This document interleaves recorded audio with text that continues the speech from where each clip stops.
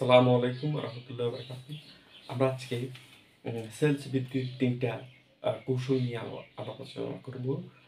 ওটা হচ্ছে সেলস বৃদ্ধি করার জন্য যে ৩টি কৌশল বা যে ৩টি জিনিস আমাদের মস্তিষ্কে যদি আমরা রাখি বা ওই ৩টি বিষয় সম্পর্কে যদি আমরা ওই ৩টি বিষয় সম্পর্কে যদি আমরা ভালো জ্ঞান অর্জন করতে পারি, তাহলে আমরা ওই বিষয় সম্পর্কে উৎসাহী এবং উদ্দীপক হব।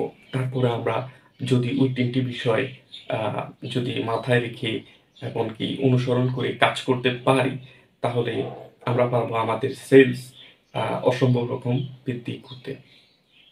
আমরা যেইরূপ লক্ষ্য স্থির করব, আশা করি ঐরূপ লক্ষ্য ফিল আপ করা সম্ভব হবে। তবে আপনার লক্ষ্যটি হতে হবে আপনার মার্কেট এমনকি বাস্তব কেন্দ্রিক। যেখানে আপনার পূর্বেকার যারা ওই লক্ষ্য অর্জন করেছে, এমনকি ওই লক্ষ্য অনুযায়ী কাজ করে সফল হয়েছে, এরূপ থেকে হয়তো আপনি আরো উদ্যোগ বেশি নিতে পারেন। যেমন কেউ যদি ৳৫,০০,০০০ লক্ষ্য অর্জন করে, তাহলে আপনি পারেন ৳৭,০০,০০০ লক্ষ্য আ পিলা টার্গেট করতে। তাহলেই আপনি ঐরূপ একটা আ সফলতা অর্জন করবেন, যেরূপ আপনার আ কাজ হবে ওই লক্ষ্য অনুযায়ী।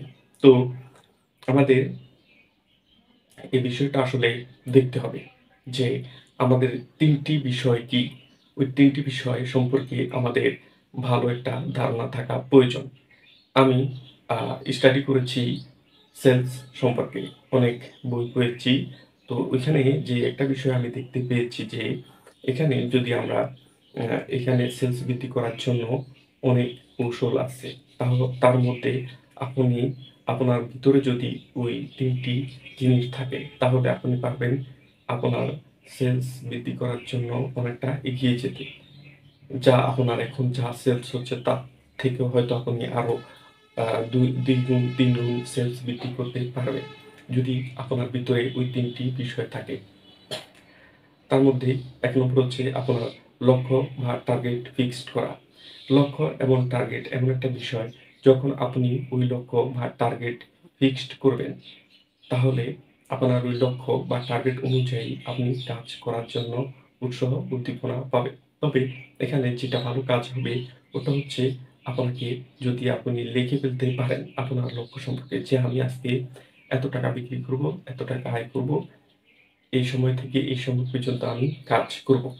তাহলে আপনি পারবেন আপনার ওই কাঙ্ক্ষিত সফলতা অর্জন করার জন্য চেষ্টা ও সাধনা করতে। কারণ আপনার তখন ভিতর থেকে ওই জিনিসটা আ ভালো পরিমাণে আসতে থাকবে। আপনার ওই মাইন্ডসেটআপ তৈরি হওয়ার কারণে আপনার ভিতরে ওই উদ্দীপনা ও উৎসাহ তৈরি হবে। যার কারণে আমাদের আসলে এরূপ লক্ষ্য টার্গেট করা উচিত, যেরূপ লক্ষ্যর জন্য আমরা আ প ভালো পরিশ্রম করতে পারবো। আপনাকে ওই লক্ষ্য পৌঁছার জন্য আপনাকে কষ্ট পরিশ্রম করতে হবে। সাফল্য অর্জনের জন্য এই দুটো বিষয় প্রধান এবং মেইন কারণ। আপনাকে লক্ষ্য স্থির করতে হবে, লক্ষ্য অনুযায়ী আপনাকে কাজ করতে হবে। ২ নম্বর যে বিষয়টা আমরা কথা বলব, ওটা হচ্ছে আপনাকে আপনার কেমিস্ট যারা আছে, এইরূপ আপনাকে প্রত্যেক মার্কেট থেকে আ যদি ২০ জন কেমিস্ট থাকে, তাহলে আপনাকে ২ জন কেমিস্ট বের করতে হবে যাদের সেলস বেশি।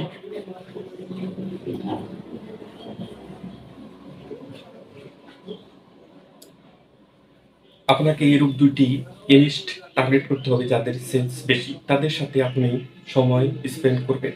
তাদের সাথে আপনি সুসম্পর্ক তৈরি করবেন। তাদের নিড, তাদের ক্রিয়াকলাপ, তাদের সমস্ত কিছু আপনি পর্যবেক্ষণ করবেন।